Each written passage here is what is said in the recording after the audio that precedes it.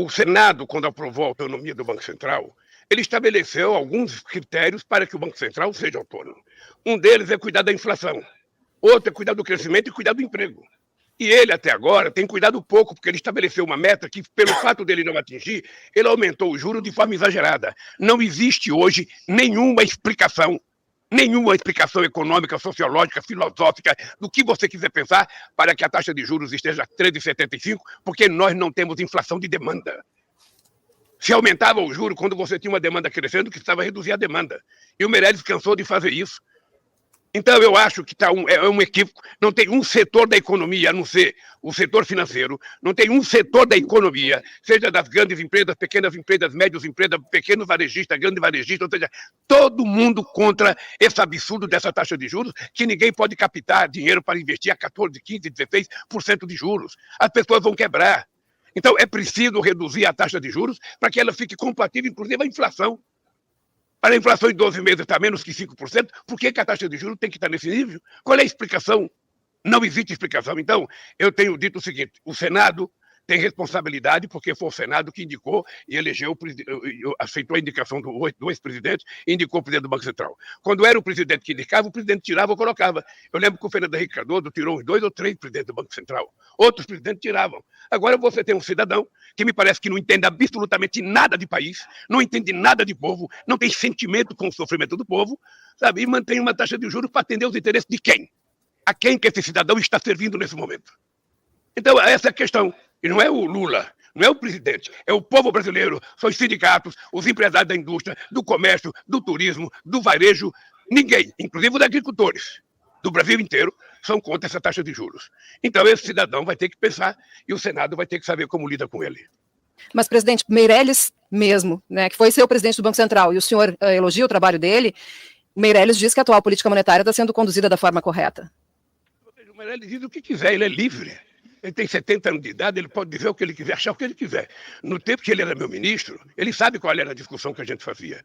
Ele sabe que cada vez que ele aumentava 0,5% da taxa de juros, eu baixava 0,5% na TJLP para que o BNDES tivesse dinheiro para investir no setor produtivo. Ele sabe disso. E ele sabe que no nosso governo, quando nós pegamos o governo em 2003, a taxa de juros estava 26%. Nós reduzimos a 10%. Com a economia crescendo a 7,5% em 2010 e o varejo crescendo acima de 13%. Então é o seguinte, se num país como o Brasil, você tiver uma inflação de 4% e a economia estiver crescendo 4% a 5%, as pessoas podem guardar dinheiro embaixo do colchão. Eu vivi nesse país, Jane. Eu, Luiz Inácio Lula da Silva, vivi nesse país com inflação de 80% ao mês. Eu sei o que é receber o salário no final do mês e ter que correr para a porta de um atacadista para comprar tudo que é coisa não perecível para levar para casa. Comprava papel higiênico que passava um mês sem usar, mas comprava para poder, sabe, o dinheiro não perder valor. Então agora o Brasil precisa crescer. Para que o Brasil precisa crescer, precisa ter crédito.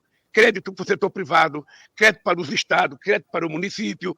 Sabe, é isso que nós vamos voltar a fazer. O BNDES vai voltar a ser um banco de investimento, o BNB vai voltar a ser um banco de investimento, a Caixa Econômica vai voltar a ser um banco de investimento, o Banco do Brasil. O dinheiro tem que circular para a economia crescer. Você não pode dizer que é um país capitalista sem capital. O capital circulando na mão de meia dúzia de pessoas, o dinheiro tem que funcionar e girar na mão de muitos milhões de brasileiros para que a economia possa crescer. É isso que esse cidadão do Banco Central tem que entender. O dinheiro tem que circular. E para o dinheiro circular, o juro tem que ser baixo. As pessoas têm que poder tomar dinheiro emprestado e assumir o compromisso de pagar. É isso que nós queremos no Brasil, nada mais do que isso. Se esse cidadão cumprir com as suas funções, tais quais foram aprovadas pelo Senado, ótimo. Eu pouco me preocupo que seja autônomo no Banco Central. O que eu quero é que ele funcione. E ao cuidar de política monetária, lembre-se que mais importante do que a política monetária são 213 milhões de brasileiros. Aliás, a gente tinha 215, o último dado do IBGE caiu para 213, eu não sei se está certo o IBGE, não sei se diminuiu. O dado concreto é que nós perdemos, sabe, no censo, 10 milhões de pessoas ou 12 milhões de pessoas.